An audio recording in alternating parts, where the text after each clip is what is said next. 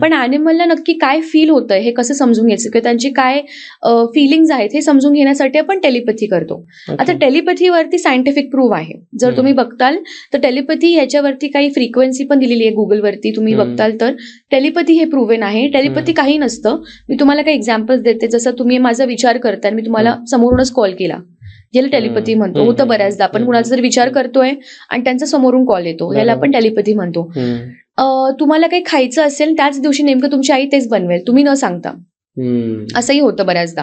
किंवा ही गोष्ट पार्टनरमध्ये पण घडते, स्पाऊसमध्ये घडते. कुणाला काय वाटतंय समजतं. किंवा ऑटोमॅटिकली आपण एका रंगाचं शर्ट घालणं किंवा कधीतरी समोरच्याला काय हवंय ते आपल्याला आधीच कळतं. तर ती टेलिपॅथीच असते. पण ती कशी असते, आपण म्हणतो कोइन्सिडन्स झाला किंवा आपण म्हणतो की हे कसं झालं, कोइन्सिडेंटली आम्ही एकच शर्ट कलर घातला किंवा कोइन्सिडेंटली त्याला कळालं मला काय फील होतंय. तर हे सगळं जे टेलिपॅथी आहे याच्यासाठी फ्रिक्वेन्सीची गरज असते.